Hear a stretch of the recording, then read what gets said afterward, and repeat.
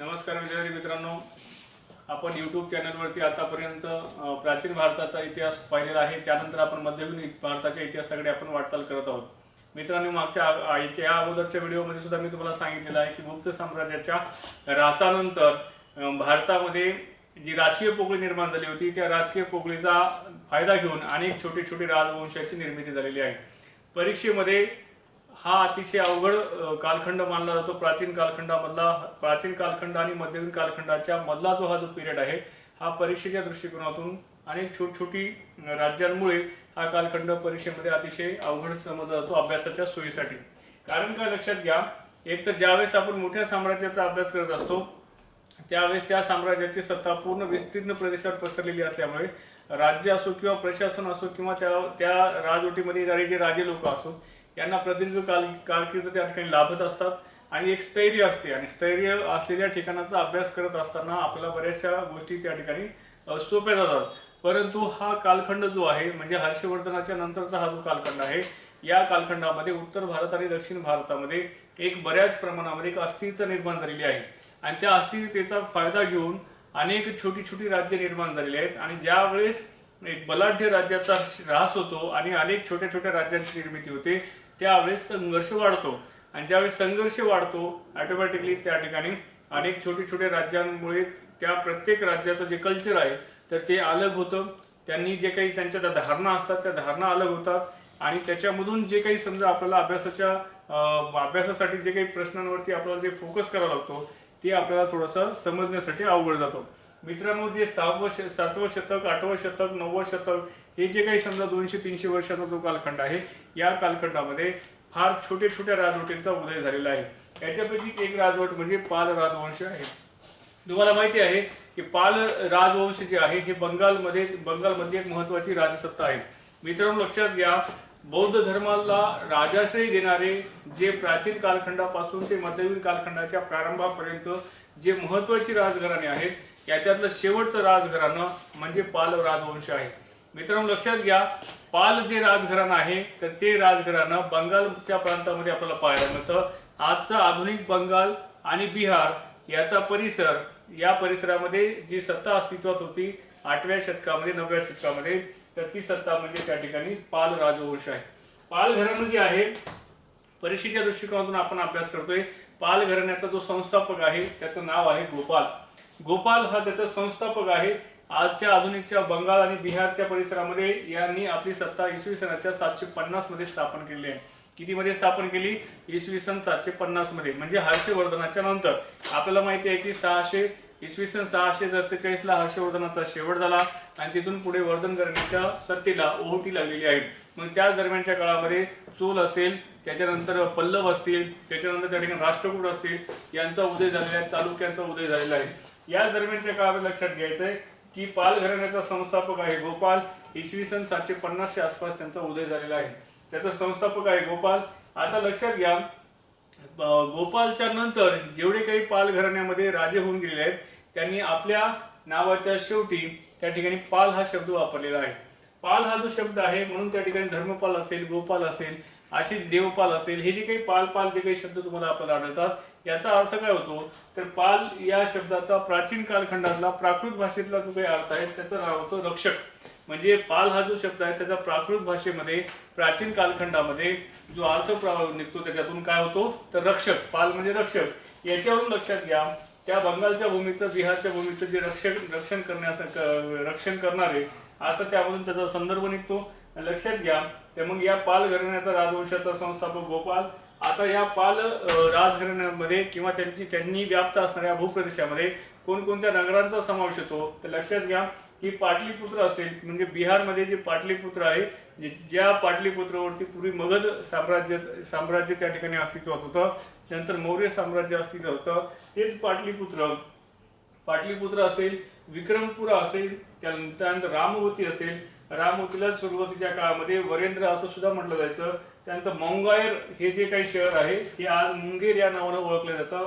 त्यानंतर ताम्रलिप्ती ही बंदर आहे, हे बंगालच्या परिसरामधलं. आणि जगद्दल ही जी काही महत्वाची जी शहरं आहेत, ही शहरं कोणाच्या राज्याचा भाग होती तर पाल या राजवंशाच्या किंवा घराण्याचा त्याचा राज्यविस्तार तिथपर्यंत पसरलेला होता.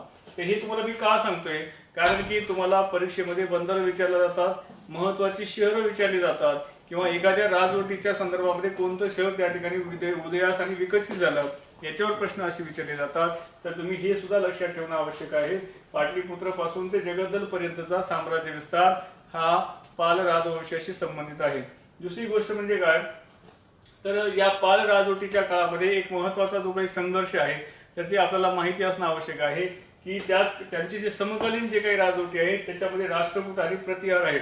गुर्जर प्रतिहारांचं नाव तुम्ही ऐकलं असेल, तर ते प्रतिहार आहेत, राष्ट्रकूट आहेत आणि पाल यांच्यामध्ये यांच्यामध्ये आधिपत्यावरून जो संघर्ष चालला त्या संघर्षाला त्रिपक्षीय संघर्ष म्हणतात. हा संघर्ष फार विस्तीर्ण आणि मोठा त्याची व्याप्ती आहे. त्याच्या खोलामध्ये आपल्याला जायचं नाही, पण लक्षात फक्त तुम्हाला परीक्षेच्या दृष्टिकोनातून इथं हे ठेवायचं आहे की पाल, राष्ट्रकूट आणि प्रतिहार हा त्रिपक्षीय संघर्ष कुणाच्या काळात झाला, तर तो गोपालच्या काळात झाला, हे लक्षात ठेवायचं आहे. आता दुसरी गोष्ट म्हणजे गोपालच्या काळात झाला आणि त्याच्यानंतरच्या काळात पाल राजवटीच्या काळामध्ये सुद्धा हा संघर्ष अविरत चालू होता. आता याच्यामध्ये दुसरी गोष्ट लक्षात ठेवायचं ते म्हणजे पाल जे शासक आहेत तर ते पाल शासक बौद्ध धर्माचे अनुयायी आहेत, ते उपासक आहेत. म्हणजे बौद्ध धर्माला शेवटचा जो काही राजाश्रय दिलेला आहे तर तो पाल राजघराण्यात दिलेला आहे आणि ते बौद्ध धर्माचा जो महायान पंथ आहे त्या महायान पंथाचे ते अनुयायी आहेत, हे आपल्याला लक्षात घेणं आवश्यक आहे. त्यापैकी लक्षात घ्या, जो धर्मपालच्या आपण कशाच्या आधारे म्हणतो की गोपाल हा पाल घराण्याचा संस्थापक आहे, तर तो याच पाल घराण्यामध्ये जो धर्मपाल नावाचा जो राजा होऊन गेलेला आहे त्या धर्मपाल राजाचा खलीमपूर इथला ताम्रपट सापडलेला आहे. त्या खलीमपूरच्या ताम्रपटामध्ये स्पष्टपणे लिहिलेलं आहे की पाल वंशाची स्थापना ही गोपालने केलेली आहे. त्याच्या आधारे तुम्हाला ही खलीमपूरचा ताम्रपट हे सुद्धा लक्षात असणं आवश्यक आहे. हा ताम्रपट कुणाचा आहे तर धर्मपालचा आहे, हे पण लक्षात ठेवायचं तुम्हाला. आणि त्याच्यानंतर या ताम्रपटामध्ये गोपाल हा पाल वंशाचा संस्थापक आहे हे सुद्धा सांगितलेलं आहे. त्याच्यावरून आपण असं म्हणतो की गोपाल पाल वंशाचा संस्थापक आहे. खलीमपूरचा ताम्रपट तुम्हाला लक्षात ठेवायचा आहे. दुसरी गोष्ट म्हणजे याच गोपालने पाल वंशाची स्थापना पण केली आणि त्याच्यानंतर उदांतपुरी नावाचं जे उत्तर भारताचं ठिकाण आहे या उदांतपुरी इथं त्याठी एका प्रसिद्ध बौद्ध मठाची स्थापना सुद्धा यांनी केलेली आहे. म्हणजे बौद्ध विहाराची जी स्थापना आहे तर ती स्थापना उदांतपुरी येथे केलेली आहे. आता ही उदांतपुरी येथे स्थापना कोणी केली तर गोपालने केलेली आहे. गोपाल कोण आहे? पाल वंशाचा संस्थापक आहे. आता दुसरी गोष्ट लक्षात ठेवा मित्रांनो, गोपाल नंतर गोपालच्या पाल वंशाच्या स्थापनेच्या नंतर पुढचा जो काही पाल राजा आहे त्याचं नाव आहे धर्मपाल. धर्मपाल हा एक पाल वंशामधला एक महत्त्वाचा आणि प्रसिद्ध राजा आहे. याच्या कारकिर्दीमध्ये त्यांनी जे आहे तर नालंदा विद्यापीठाप्रमाणे नालंदा विद्यापीठ त्या काळामध्ये विश्वविख्यात असं विद्यापीठ होतं, ज्या ठिकाणी अनेक धर्मांचा अभ्यास व्हायचा. बौद्ध अनेक ग्रंथ ही त्या नालंदा विद्यापीठामध्ये संग्रहित करण्यात आली होती. जवळपास 10,000 विद्यार्थी जे आहेत ते त्या नालंदा विद्यापीठामध्ये शिक्षा ग्रहण करत होते. आता लक्षात घ्या की या नालंदा विद्यापीठाच्या धर्तीवर किंवा त्या विद्यापीठाप्रमाणेच त्यांनी बिहारमध्ये भागलपूर नावाचे एक ठिकाण आहे. त्या भागलपूरच्या जवळ विक्रमशिला विश्वविद्यालयाची स्थापना सुद्धा कोणी केलेली आहे तर या धर्मपालने केलेली आहे. म्हणजेच भागलपूर जवळ विक्रमशिला विश्वविद्यालयाची स्थापना कुणाच्या कारकिर्दीमध्ये झाली तर या धर्मपालच्या कारकिर्दीमध्ये झालेली आहे. साधारणतः इसवी सन 770 पासून ते 810 पर्यंत धर्मपाल हा आपल्या पदावरती कार्यरत होता.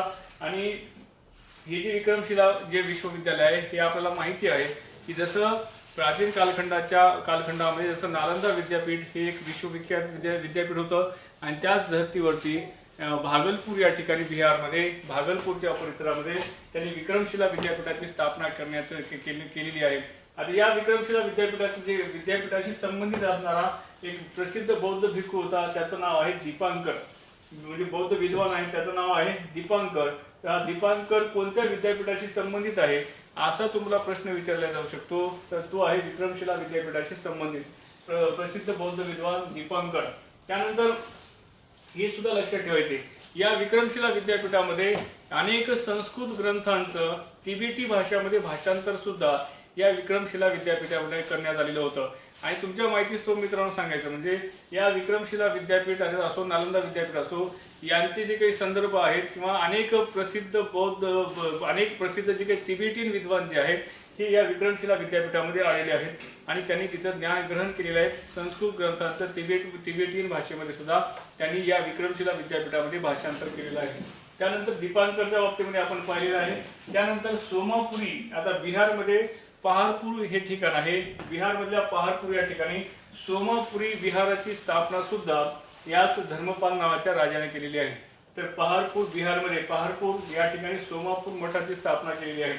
त्यानंतर दुसरी गोष्ट म्हणजे याच धर्मपालाच्या कारकिर्दीमध्ये धर्मपालांनी नालंदा विश्वविद्यापीठ फार मोठ्या प्रमाणामध्ये शैक्षणिक योगदान देत आहे।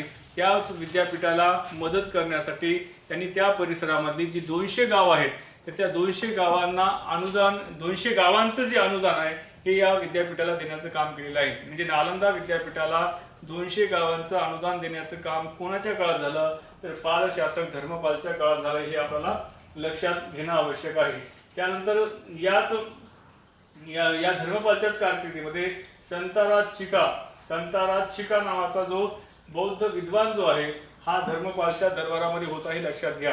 हे नाव लक्षात घ्या, थोडंसं नाव अवघड आहे लक्षात ठेवण्यासाठी, परंतु संताराज चिका हा जो विद्वान पंडित आहे हा धर्मपालच्या दरबारामध्ये कार्यरत होता। हा बौद्ध त्या ठिकाणी विद्वान आहे।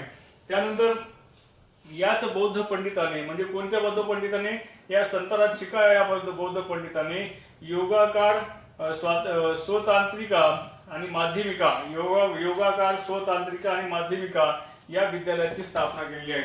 मित्रांनो लक्षात घ्या, हा जो कालखंड आहे या कालखंडामध्ये जे प्राचीन कालखंडामध्ये खगोलशास्त्र असेल, ज्योतिषशास्त्र असेल, त्यानंतर आयुर्वेद असेल, या अनेक प्रकारच्या, कारण की या कालखंडामध्ये वराहमिहिर असेल, ब्रह्मगुप्त असेल, या वेगवेगळ्या लोकांनी जे वेगवेगळे सिद्धांत मांडलेले होते त्या सिद्धांतावरती त्या ठिकाणी भाष्य करण्यासाठी, त्याची चिकित्सा करण्यासाठी या विद्यालयाची स्थापना कोणी केली होती?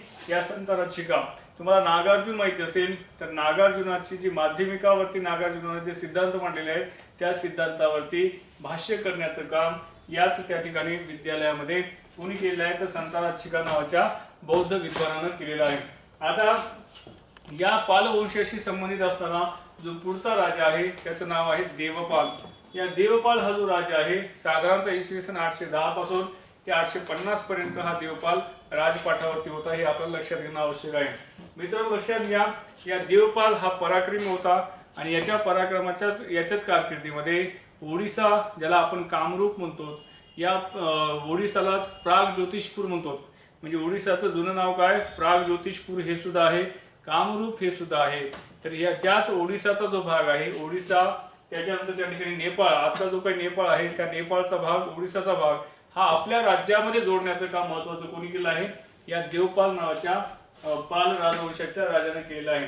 आणि याने दावा करतो, याच्या त्या ठिकाणी साहित्यिक स्रोतामध्ये उल्लेख आहे की तो म्हणतो की उत्तर भारतामध्ये हिमालयापासून तर ते त्या ठिकाणी विंध्य पर्वतापर्यंतचा प्रदेश, या प्रदेशातून मी महसूल किंवा दंड वसूल करतो, असे उल्लेख कोणाच्या संदर्भामध्ये येतात तर या देवपालाच्या संदर्भात येतात।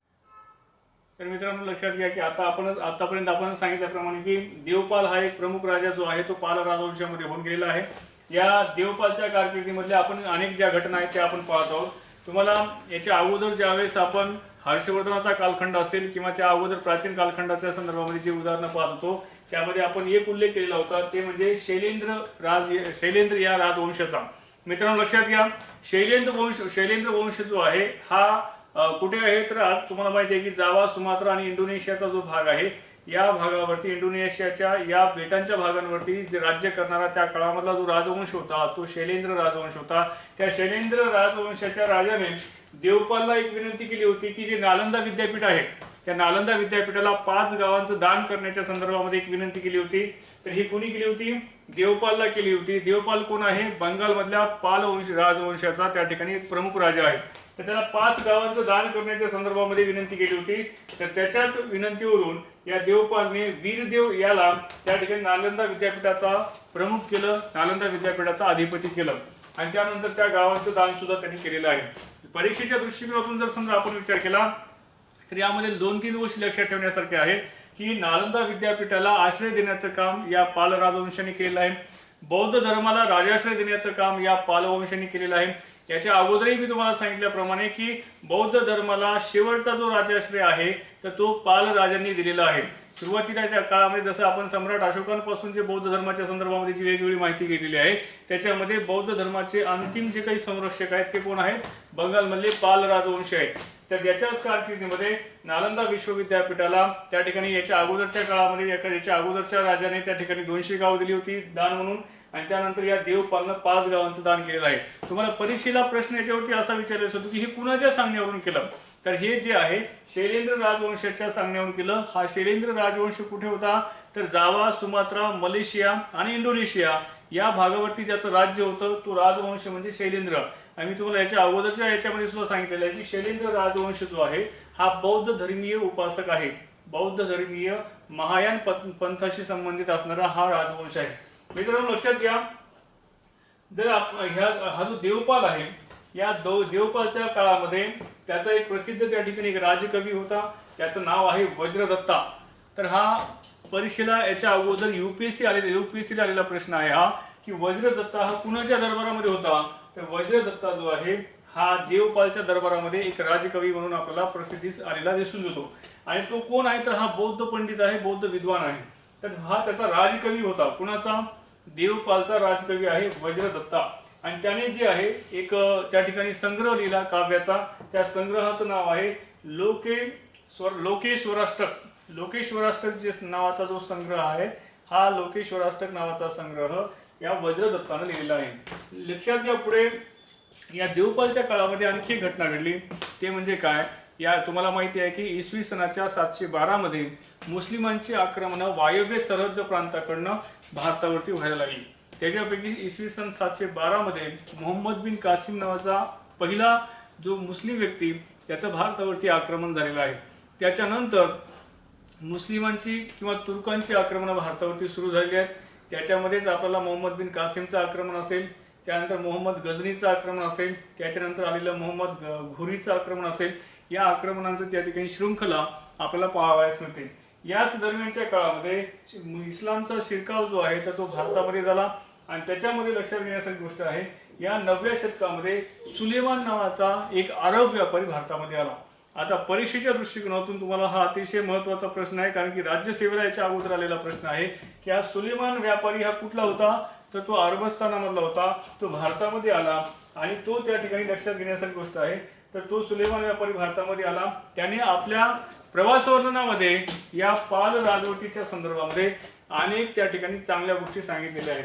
तो या पाल शासकाच्या राजवटीला तो काय म्हणतो, रुहिमी किंवा रोहमा धर्म म्हणतो, म्हणजे चांगला धर्म किंवा चांगला धर्माला त्या ठिकाणी संरक्षक देणारे राजे, असं वर्णन जे आहे हे कोण करतोय, तर सुलेमान नावाचा प्रवासी करतोय, तो अरब प्रवासी आहे।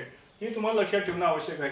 दुसरी गोष्ट म्हणजे या देवपालच्या काळामध्ये एवढ्या घटना घडलेल्या आहेत। या देवपालच्याच काळामध्ये नालंदा विश्वविद्यापीठाला 5 गावांचं दान देण्यात आले शैलेंद्रच्या सांगण्यावरून। वज्रदत्ता याच काळामधला त्या ठिकाणी प्रसिद्ध बौद्ध विद्वान आहे। या देवपालच्या नंतर जो आहे रामपाल हा शासक झालेला आहे। रामपाल जो आहे हा पाल वंशाचा अंतिम महान शासक आहे, म्हणजे पाल राजघराण्यामध्ये जे महान शासक होऊन गेले आहेत त्याच्यातला जो अंतिम महान शासक आहे तो आहे रामपाल। कारण की तुम्हाला मी अगोदरही सांगितल्याप्रमाणे की पाल हा जो शब्द आहे या पाल राजवटीमध्ये जेवढे राजे होऊन गेले त्यांच्या नावाच्या शेवटी पाल हा शब्द कॉमन आपल्याला दिसतो। आणि या पाल या शब्दाचा प्राकृत भाषेमध्ये जो प्राचीन कालखंडामध्ये जो अर्थ होतो तो अर्थ आहे रक्षक। पाल या शब्दाचा अर्थ काय होतो, रक्षक। तर या त्या ठिकाणी वंगभूमीचं रक्षण करणारे या अर्थाने त्या ठिकाणी तो शब्द आलेला आहे। त्यानंतर याच राजवंशाचा आणखी महान जो काही शासक आहे त्याचं नाव आहे रामपाल।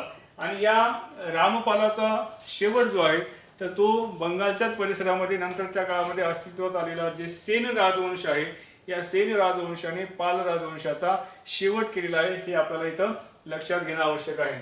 मित्रांनो, आता हे पाल राजवटीच्या संदर्भामध्ये अगदी या राजवटीचा संस्थापक गोपाल पासून ते रामपाल पर्यंतच्या ज्या महत्त्वाचे जे राजे आहेत यांच्यावरती आपण परीक्षेच्या दृष्टिकोनातून फोकस केलेला आहे। आता पालांचं मग भारताच्या इतिहासामध्ये योगदान काय, आता एक लक्षात घ्या, पाल घराण्याचं सगळ्यात मोठं योगदान म्हणजे काय, तर पाल राजवटीला किंवा पाल कालखंडाला बंगालच्या इतिहासाचं सुवर्णयुग म्हटलं जातं. जसं प्राचीन भारताचं सुवर्णयुग हे जसं गुप्तांच्या राजवटीला म्हटलं जातं, तसं पाल राजवटीला बंगालच्या इतिहासातलं सुवर्णयुग म्हटलं जातं. दुसरी गोष्ट म्हणजे काय, तर बौद्ध धर्माला खऱ्या अर्थानं जर चांगल्या प्रकारे पूर्व भारतामध्ये जर समजा राजाश्रय कोणी दिला असेल तर ते पाल राजवटीच्या राजांनी दिलेला राजाश्रय आहे. म्हणजे बौद्ध धर्माला पुन्हा एकदा ऊर्जित अवस्था प्राप्त करून देण्याचं महत्त्वाचं आणि महान कार्य जर कोणी केलं असेल तर ते पाल शासकांनी केलेलं आहे, हे आपल्याला माहिती असणं आवश्यक आहे.